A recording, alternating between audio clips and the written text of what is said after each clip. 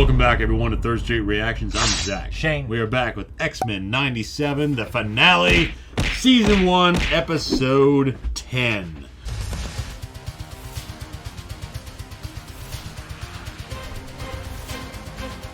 Do you remember what happened last time? Man, it hurt my tailbone. Gosh. Yeah, so Wolverine got his fucking adamantium ripped out of his body. Yeah, that was the last thing I remember. Also, Rogue just crossing that line, going over to join Magneto. Roberto, like, oh, I'm sorry. I didn't mean to. Yeah, that boy is confused. For one thing, Don't apologize. He's fucked over by his mom. Yeah. But his girlfriend supports him. It's a fucked up situation for him, but yeah, you're right. Once you commit, Yeah. you can't be like, oh man, I'm sorry, we're in a fight, but hey, I didn't mean to hit you. you did, so whatever. Either way, Yeah. They're basically saying that if Magneto continues his assault on the magnetic poles of the Earth, that technology is going to, or humanity's progress is going to be reversed back to the fucking Stone Age. Yeah, they did say the end of the world. Now, I don't think that's what it is, unless they're saying I don't think it's like magnetic fields will destroy the Earth. will destroy. You know. No, I'm thinking it's more like the way it was described in the details throughout the episode. It's not like the Earth is literally, biblically going to be destroyed. Yeah. It's just that Knocks us back to the Stone Age permanently. Yeah, human way of life. Yeah. Mutant way of life, technologically speaking. Yeah. Is going to be regressed back to Yeah. the fucking Stone Age. I get it. I understand where he's coming from. He's basically saying that humanity, this is bullshit. Enough. Yeah. And he's maximizing his powers, and they go there. They try to stop him. How much does mutants also benefit from electricity? You think they have to substantially? I mean, the ultimate goal is to make sure that the Sentinels don't do their thing. Then that's probably should be, obviously that would be his most important goal. Yeah. It's a very biblical thing to do. It is. Yeah, very biblical. And even though it's not biblical destruction. You know what's interesting is reversing magnetic poles. There are theories that when that has happened, there's actually a CIA unclassified document on it. And the idea is there would have been some apocalyptic event when it happened. Mm-hmm. It's not just a thing where the birds are confused.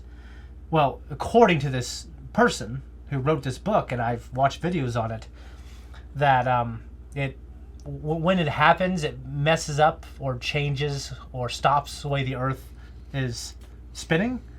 And when it happens, like the wind and everything, and how it's still going at the same pace. Yeah. And the waves, like basically, this guy described it as the whole surface of the Earth is fucked for like a day. Mm-hmm. And everything is fucked. There are very few survivors of anything. And it's probably happened a couple of times in our history. Now, there are also people saying, no way, there's no evidence for it. And some people say, yeah, there is. I don't know. But it's interesting that they picked that. You'd imagine that would be the case. I can see that happen. I can imagine it. I don't know. In terms of the data. My imagination sometimes runs away from the facts. Oh, yeah. I admit that. Into the dangers. Yeah, I admit my imagination definitely does that. But so the stab. Yeah. That was a great moment in the episode. It was. It was because... Do you think Mags is going to survive it? I think because of how much... And granted, I'm very new to X-Men, the cartoon. Mm-hmm. But because of how much I love Magneto, and I think the show needs to be about Magneto and Charles and their fault, and they represent the ultimate ideologies that are opposing. Well, I think if you kill Magneto now, right when I got into X-Men, then I'd be pissed. Honestly, we also thought he could have died. We put together the data and said, okay, well, this happened and this happened and this happened cinematically. So, technically speaking, from a writer's point of view, they probably did not kill him with Magneto when they that whatever the fuck. What's the Sentinel? This Prime... No, not the Prime Sentinel, but when the big Sentinels came on Genosha? Yeah, but it's called something. Master Mold. When Master Mold blasted his ass, and he told the guy, do not be afraid. Yeah. So in German, that we thought that was a very, very, very powerful moment. He could have died then. Yeah, that really got me. So that's what I'm saying. It's like, Wolverine's like, we'll put it into this feud, now, and he rips the adamantium from his body. Okay, taking that information, my question is... And I'm not saying you should or shouldn't. When I was in creative writing, they told me you shouldn't. But I thought that guy was an asshole because he didn't like fucking bulletproof monk and Dumb and Dumber. He's pretentious. He's pretentious, yeah. He said you can't kill someone, fake it out, and then kill someone later because then by that point the audience doesn't care. I'm not a fan of that, honestly. Well, here's the thing, and I'm not going to say who, no, because it's a spoiler. They just did that to me in Ninja Turtles with a main character. Killed someone, they brought him back, and they killed him for real. And I fucking cried when he really died. Yeah, I know. Because if it's done right, you can break any rule. Is what I said. But I thought it was done better the first time because it was so unexpected. Yeah, I was more shocked. The second time Yeah. I was shocked because I was more shocked because I was convinced they were never going to do it. Yeah, I get that, but at the same time, But I was just did it. It's like to me, it's like it's something you can cash in on and get an effect from the audience. Yeah. So to do that repetitively, it's a little cheap from my point of view. Yeah. Now, I don't think I agree with you that if it's done right, it can be done. Any rule, they say any But rule can be broken if it's done I the do right not way. think it should be done so close together. Well, yeah, and this is all, and this is done even closer than it was done in Ninja Turtles. It was done it happened like Yeah, in Ninja Turtles, way far apart. In Ninja Turtles, it should be that is a granted that eventually that would happen. Yeah. Because that's just kind of a growing point, like the coming of age story, like the mentor, that kind of shit. So when you look at this point of view, I mean, he's kind of a divisive character. Your question was, do we think Magneto's dead permanently? I would say I'm saying, is he going to die? I say I hope not. Yeah, because that's probably a pretty serious wound. Yeah, I think it is serious. I think there's too many ways. Like, there's time travel in the show and stuff, so I just hope he's not gone, whether he dies or not. That's my thing. It depends where the story goes and how it comes back. Yeah, the same way I felt about Charles. I felt like... Well, it could be similar to the situation that we talked about with Ninja Turtles. Okay. Whereas he does die. But what if this reinvigorates the show for another 10 seasons? But events are rectified. Yeah. And he comes back. Before we jump in, if you want to support us, we have our full-length uncut reactions on Patreon. And after this, we're going to go right into Vinland Saga. That actually won the Attack on Titan poll, but we delayed a little bit just for Zach's schedule. But this is a finale, guys, so make sure you stay tuned for our post-talk. Let's jump in. Would we be here helping the survivors if we cared about staying alive? We care about others. And if indeed mutants exist... They don't. If they exist, why wouldn't they use their abilities to make the world better for all people? People don't want to be better. They're already the best everything. They even fight over who's the best victim. These are tense times. You're right, they do. Be mindful not to sound like you actually are a mutant. What if I were? Run and hide before someone starts dreaming of camps. I imagine being younger. I'm a mutant. Telepathy. Mind reader. Likely can control them too. Bend their will. Metal. It bends to my will. Oh. In my experience, minds are far harder to bend than metal. Rogue. Charles, how shockingly far you've fallen. Yet also so predictably. Oh, this is taking place now. This is a violation. You declared war against mankind. And Logan! He meant to murder me. Too many have died, Magnus. But we both have the power to end it. Do you yearn for Bastion's bastard cyborgs to resume their pogrom against our species? You like that word back in the day, Pogrom. Oh, yeah.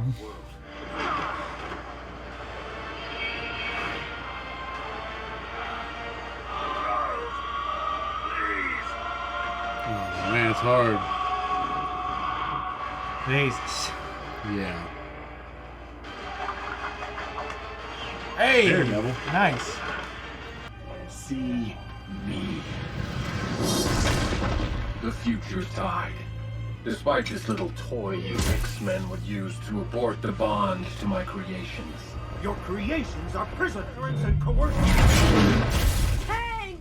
Think, had a good professor taken me in when Mother begged him, I'd be hanging here with you freaks in the name of peace, tolerance, and equal opportunity suicide. Charles Xavier wanted to help you. He came to your mother, but she was too afraid. You would have been one of the first. I didn't ask for this either. To be born with this programming. None choose to be born, Bastion. That's why we must never begrudge them being. Did you just try to appeal to my humanity? Look at me.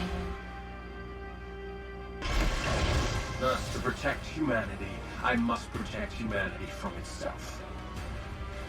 From the hearts that start dripping red, tolerance is extinction. Speaking of pity, the little temporal orphan who could, error couldn't. How many times did you fail to stop me? Fail to save your carbon copy mothers? Make him speak, Sinister. How many times, my writhing thing? 200 times. But how's your mommy, Sebastian? Time always tells. You know this better than most. What is this? You promised this pup is my prize. An example must be made. Cable will stop at nothing to undo the one true future. But he is as blind as his deadbeat dad and as doomed as it. What?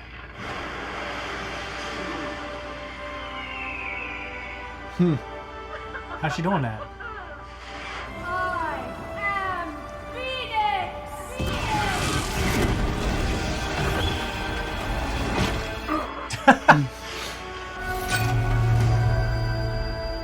The Prime Sentinels were never your family.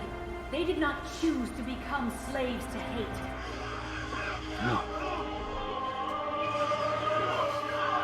They just gonna drop out of the sky? You might try to kill him. Defend your master. Think it rebuilds your past. If so truly, you did not think at all. All I do is think. All this mutant DNA you stole to stay duct taped together, young and relevant. Please, no.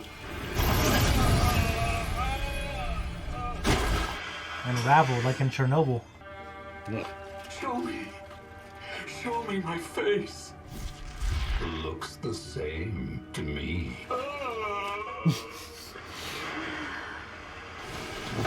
Jean, your powers! The Phoenix Force is gone now, but I could feel it deep inside, pulling me back to protect my son.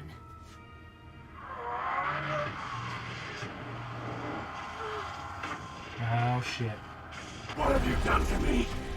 My Sentinels and I were meant to save the future. You have sealed humanity's fate.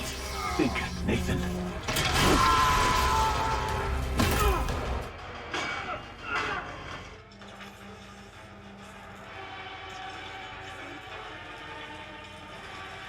See, he's molding with the technology? Evidently. Power goes on and these two go lights out. Why ain't they waking up? Their minds are shattered. Melted. Magnus, They're scissoring. are you alright? Mentally. Who's Magnus? Who are you? How did I get here? I can show you. I promise. But you must trust me. Understand? Only then can I finally help you escape. Good news is their pulses are steady. So is Wolverine. For now. Don't you dare break her heart. Be the best at what you do. Heal. Jean, Scott, come in. I can barely sense you. My psychic attack shattered Magnus's psyche. I must restore it before the pain consumes his mind. Sir, if you're still linked with him when that happens, Both our minds will be lost. Magneto put us in this mess. We won't lose you again. In order to save the world, we must not lose him. Professor. Why? Professor! That's right. Bastion's inbound to you. He intends to bring Asteroid M down on Earth. If he's gonna bring the sucker down, he'll blow up the gravity core. Keep us safe, my lord. For in you we take refuge. We both know how this will go for me. Just learned my powers yesterday, so, well, you know. Hey, Romeo, odds may be bad, but the cards are always in the X-Men's favor. You're an X-Men now, huh?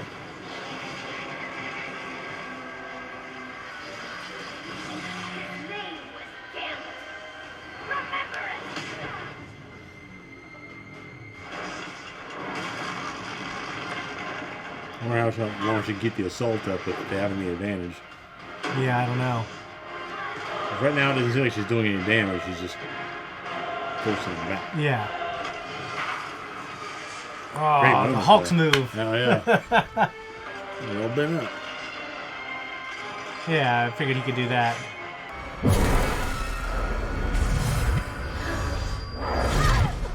Oh, shit. That's a Dragon Ball Z move right there. The name's Sunspot. No, that's a bad name. Sunspot. This the dark pain you've carried inside all these years. And while the tide of our past can drag us under, it also carries us to others who are fighting their own current. Rogue? Yes, people like Rogue. She left me. So many did. You did. I trusted you. You said you understood. You hurt me. As you did me, countless times. Both of us. But we never abandoned each other. Charlatan. You pretended you knew what it's like. Charlatan. None know what this is like. No, we are brothers. Do not presume us family. My family. My parents. Why can't I see their faces? I know. Be brave. Let the tide pull you back. I'll drown. I have you, Magnus. I'll always have you. Even if I'm pulled under too. Father, those men, the boots, they took them.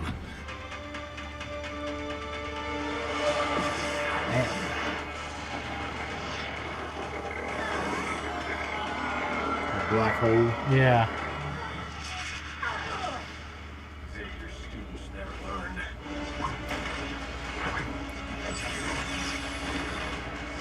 Oh.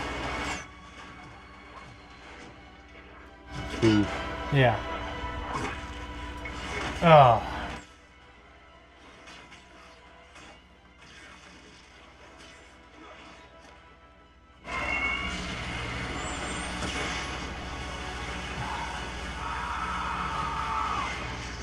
Man. I know.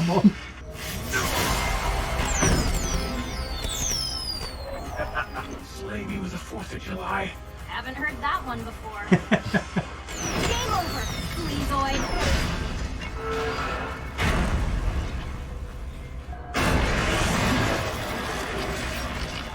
Pretty cool.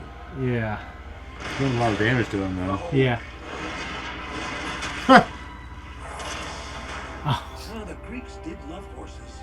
And irony.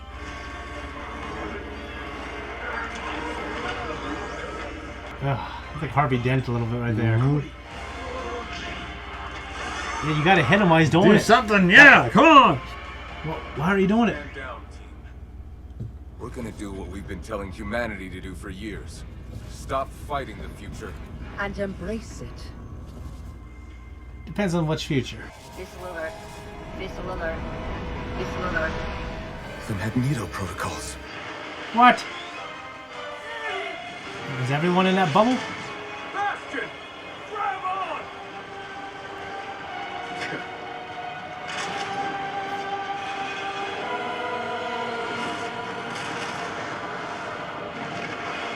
How big is that station? When the fuck are the Fantastic Four then? Yeah, come out of nowhere. I'll stay back and try blowing this place up with my blasts. Scott, you'll die. That's what you would do. Gambit 2. Remy died, so we could live. Eureka! That's it! If we all work in perfect unison, we may just spare our world a dinosaur's fate. How big is it? That's a question. Hanging out in the diner. Nathan. Aren't you sappy lovebirds supposed to be saving the world? Nathan, I always swore I'd never repeat my father's mistake. The mistake I made when Madeline sent you into the future. What mistake? Not saying goodbye. That sort of ending, huh? I'm afraid so. The day you were born, your mother told me you had my eyes.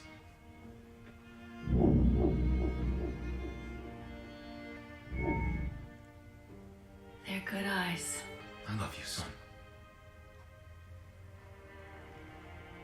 Okay, Jean, it's time. Let's go. Damn. Pretty powerful moment. Yeah.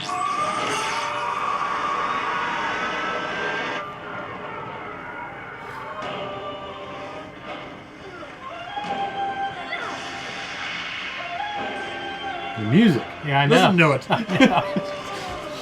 We regret to inform you that the missile strike to intercept the asteroid has failed. The object is said to be several cubic miles in size. It's failed. You're the ones that made it fall. She can't say it, but I can. I love you, Logan. Stay with me. The Kind asteroid. of weird, but all right. Or if he meant it to him. Magnus, listen to me.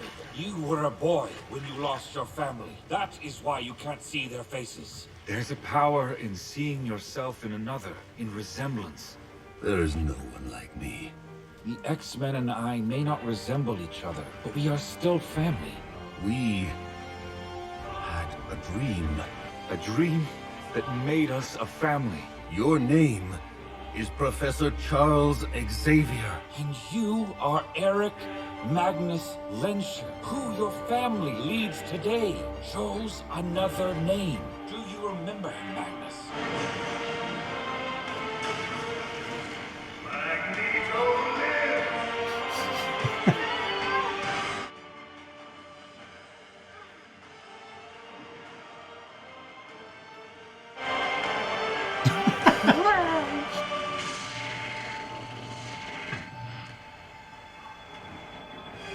Alright.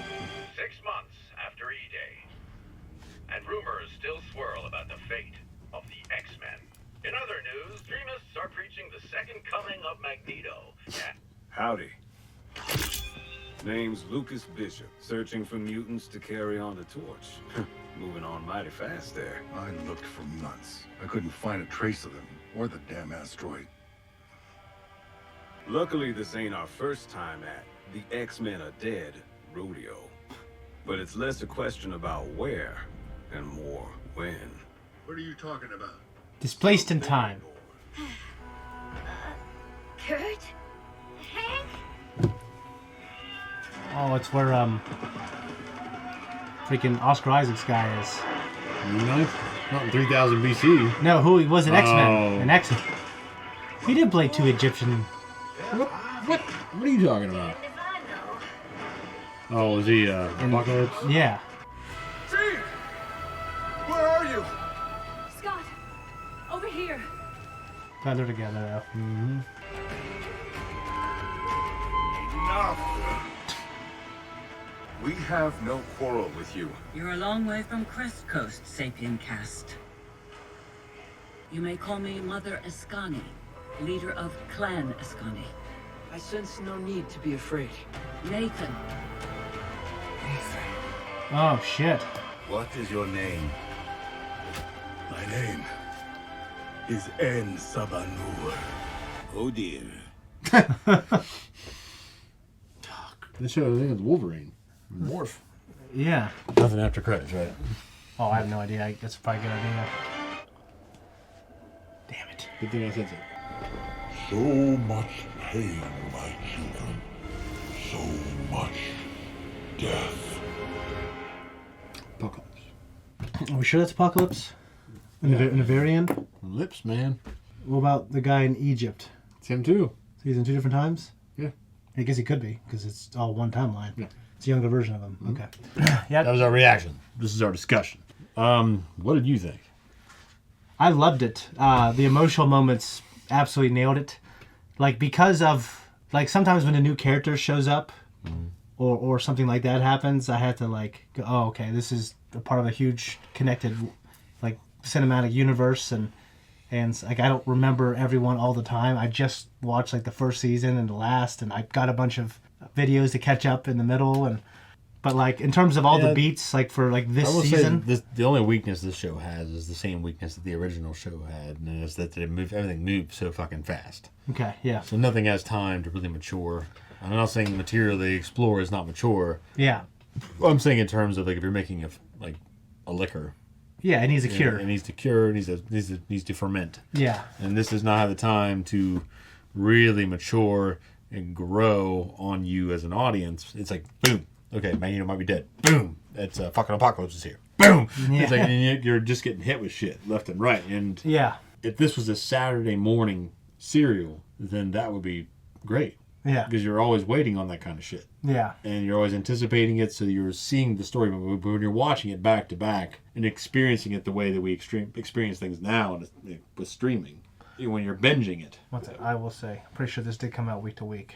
But Really? we just took a while to watch it. Like I think the first 2 came out, and then it was always week to week. It just ended like a couple weeks ago. Oh, fuck's sake. Yeah. Brett, just take it all away. No! Eric and Charles in the bar scene. Like earlier on, like when they first started confronting him. And then Yeah, so is that representative of when they first met? Because just because of the X-Men movies, I've always liked the idea that they met each other when they weren't all gray and old yet. Yeah. I just, to me, it's that's kind of representative of, but yeah, they still were gray. So. I mean, my dad didn't go gray until he was 60. So I work with a guy now that's younger than me and is gray. I went to high school with a guy who started going gray in high school. Yeah. So he was like one gray spot on one side of his head. Yeah, stress affects people differently. It does. The guy I work with, his gray hairs are all around the sides of his head, and the top of his head's still black. Yeah. So it's. I don't know what what it is in this canon.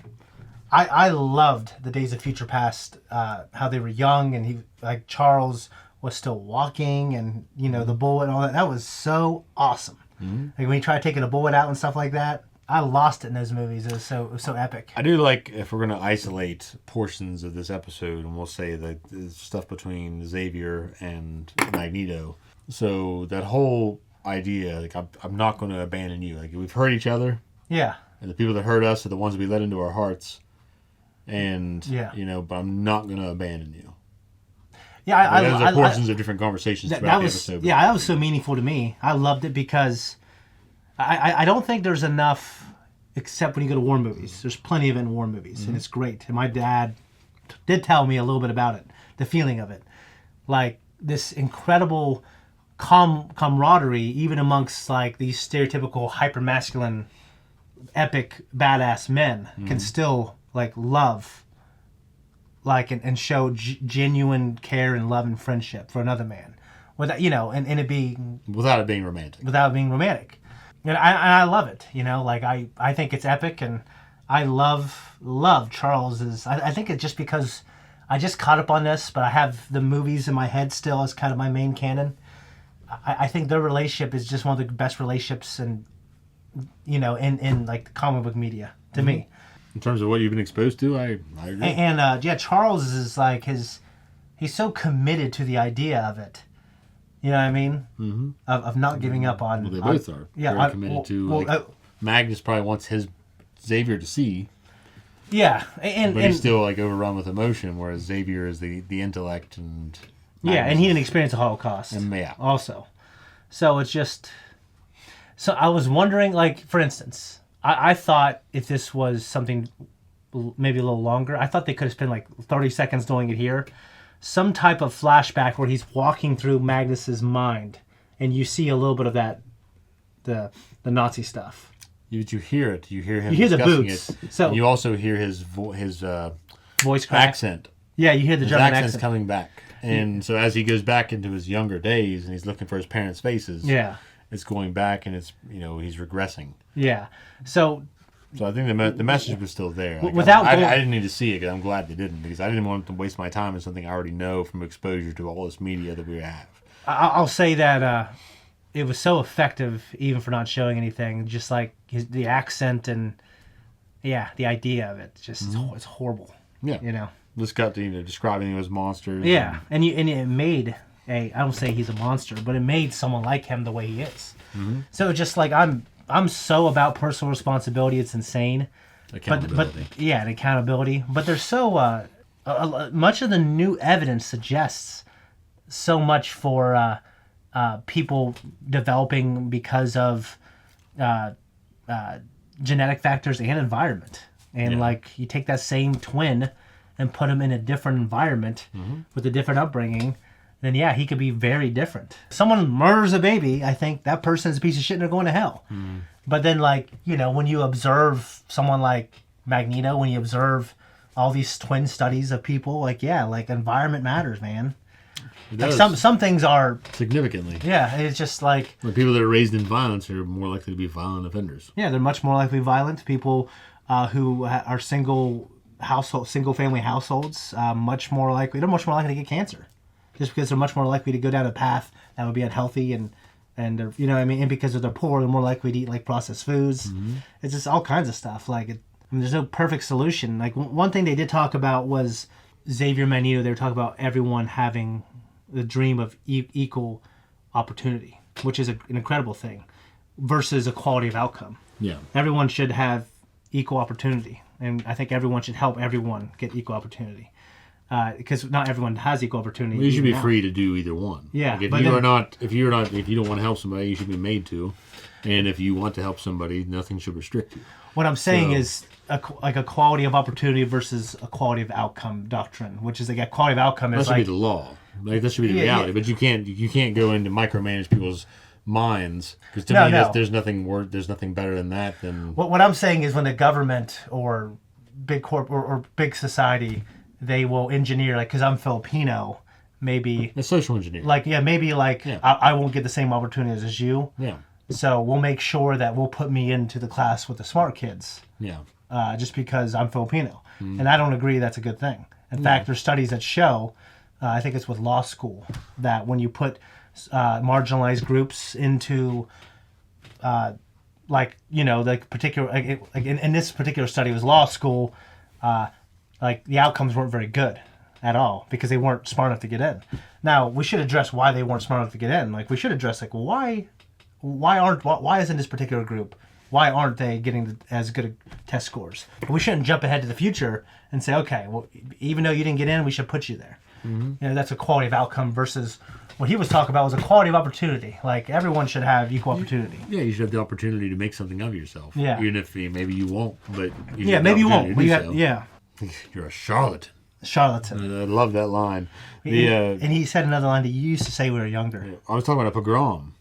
Yes. A pogrom was something that it was definitely the context that I first heard it and the way I've always understood it was the Russians used to do that to Jews in Russia. They Okay. would have pogroms where they would rally up all these fucking Russians and they go persecute Jews. Oh, wow, that sounds... So it's not like Jews or like the persecution of Jews is endemic to the Middle East or just the Germans. I mean, Oh, the of fucking course. Russians did it to them a lot too. Well, they have a history of persecution. Oh yeah, they persecuted a lot of people. So you Yeah. can't just say the Russians only persecuted themselves. Yeah. Significantly. Yeah. So it's you can really go down a rabbit hole there in terms of historical information, but Okay, but Yeah. pogrom. Okay, it was a good word usage, is what you're saying. yeah, the application that's where I usually apply it, and where I draw that from, and then you think you're a charlatan. Yeah. I love that use. You find out the Cable 200 times he's tried. 200. Yeah. We did have Jean Grey appears the Phoenix. Yeah, so when that jumped out, I'm well aware of that stuff. But when it kind of happened to me out of nowhere, I didn't know where to go with that because, or maybe I wasn't smart enough to pick you up don't on. think you didn't think pay attention to what the history had to say about my mother, but then it's like, is he now saying that And they're she's both like, his mom? no. Yeah, but is he's now saying that they're both his mom? I think that's how he should think, in my opinion. Yeah, because they both were the same genetic material, And they etc. both don't even know where one ends and one begins, anyways. Yeah. And So is that what he's saying? That wasn't really that clearly communicated, but I think it was probably enough information there. At least. I mean, if That's he's what I'm on- picking up on is that's what he's saying. Yeah. Because they had that final talk between her, Scott, and Scott, yeah. Yeah, I mean, to me, that kind of just came out of nowhere. But maybe I wasn't smart enough to pick up on the strings of it happening. That's what I was getting at. Yeah. Anyway. But then, all right, and Morph saying she can't say it, but I can. Yeah, I don't think it was him saying that he loved Wolverine. I think it's him imitating. That's how I took it. How would you take it that way? He's like, she can't say it, but I can. Like, she can't be here to say it, but that's why he turned into her. I don't know. I think it's some type of maybe. I think it's because, it was, and I could be wrong, and maybe I'm looking at things that shouldn't be there, or it wasn't intended for it to be that way. But at the end of the first episode, when he turns into Sabretooth, and they had this really playful kind of thing. Yeah. And I think, and it's not on Wolverine's end at all. I was thinking, I wonder if that guy, I couldn't remember the name, Morph. I wonder if he likes Wolverine. And I could have been wrong. I was like, I'm probably wrong. Like, why would I think that? Maybe not. And then I might be attaching that to this, but yeah, I don't know. I don't know either because to be honest, I don't know any of that from the lore. I don't know it either. Unless they're just putting it in there, or it is in the lore, and I just don't know it. I've never heard of it. I could be wrong. We can look it up. I don't think we should look it up. I think we should put it out there, whether it is or not. I don't know. Maybe you're right. Maybe I'm right. I don't know. I don't know. I'm just going off of what I think I know. So I'm restricting My guess is to that. Okay. It's like, just, I don't know that that's ever the case. I know that his idea was that he loves Jean. He even said Jean at one point.